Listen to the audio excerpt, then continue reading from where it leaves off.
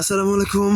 আশা করছি সবাই ভালো আছেন বন্ধুরা, আমিও ভালো আছি। দেখো আমার বাগানে কত ফুল ফুটেছে। ফুল ফুটুক আর না, আজকে বসন্ত বলে না, আজকে কিন্তু বসন্ত না, আজকে মাঘ মাসের কত তারিখ আজকে? 14-15 তারিখ হবে হয়তো, কিন্তু আমার বাগানে দেখো কত ফুল ফুটে গেছে।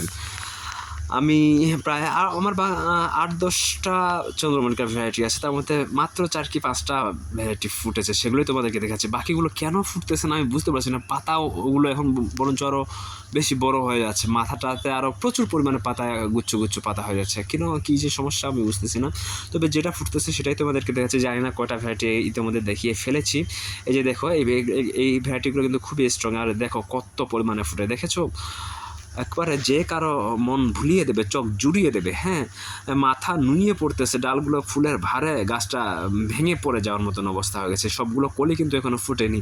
আমার মিলে যেহেতু ধুলোবালি প্রচুর পরিমাণে থাকে, এদের মানে ব্রাইট কালারটা একেবারে ম্যাশম্যাশে ছাই ছাই করে দেয়। সেই জন্য আমি প্রায় মাঝে মধ্যে এটাকে পানি দিয়ে স্প্রে করে দিই, ধুয়ে দিই, যাতে এর সৌন্দর্যটা, মেকআপটা ভালোই ফুটে ওঠে। তো যাই হোক, আর দেখো এই সিনটা মনে হয় আমার এই বছরের শ্রেষ্ঠ সিন। দেখো কি সুন্দর করে মধুচর মধু সংগ্রহ করার জন্য ব্যস্ত। আমি ওর ছবি তুলতে ব্যস্ত, ও কিন্তু মধু সংগ্রহ করতে ব্যস্ত। কেউ কারো দিকে কোনো ভ্রুক্ষেপ করতেছে না। তো যাই হোক, ওর কাছে ও করে থাকুক। চলো আমরা পরের ফুলটা দেখে আসি। এটা আমার খুব প্রিয়, এটাও খুব প্রিয়। প্রচুর পরিমাণে এটা ফুটতেছে, এবং যখন ফুটতেছে তখন পাতার কোনো দেখাই যাচ্ছে না, এত পরিমাণে ফুটতেছে। দেখো অনেক কলি এখনও ফুটন্ত অবস্থায় রয়েছে। আর এই যে হলুদের ভ্যারাইটি আমার কাছে 4টা রয়েছে, তার মধ্যে দুইটা ভ্যারাইটি ফুটে নাই, 2টা ফুটছে। যে ছোটো ছোটো এই জাতটা একটা ফুটেছে, আর একটা জাত আছে সেটা খুবই ছোট, প্রচুর পরিমাণে ফুটে, সেটা ফুটেছে। আর একটা কী বলে সূর্যমুখীর মতো হয় না, মানে পাপড়িগুলো লম্বা লম্বা, ওরকম একটা ভ্যারাইটি আছে, ওইটাও ফুটে নাই এবার কেন জানি।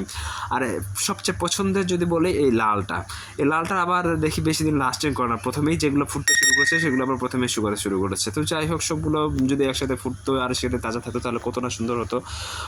কী কারণে যে এরকম হচ্ছে, আমার পরিচর্যার সমস্যা রয়েছে, না মাটিতে সমস্যা রয়েছে, না কোনো বাড়তি যত্ন চাচ্ছিল, তা জানি না। এই ভ্যারাইটিটা কথা বলতেছিলাম যে এটা খুবই একটা ছোট্ট পরিমাণ, কিন্তু প্রচুর পরিমাণে ফোটে। এত পরিমাণে ফোটে যে এর ভারেও কিন্তু গাছের ডালপালা ভেঙে পড়ে যায়। আর মানে এটাকে বানাতে পারলে সেই সৌন্দর্যটা কিন্তু দেখা যায়। তো যাই হোক বন্ধুরা, আজকে এ পর্যন্তই রাখি। তোমরা সবাই ভালো থেকো। আমার ভিডিওটা ভালো লাগলে ফলো করো। দেখা হবে ইনশাল্লাহ। সে পর্যন্ত ভালো থেকো। আল্লাহ হাফেজ।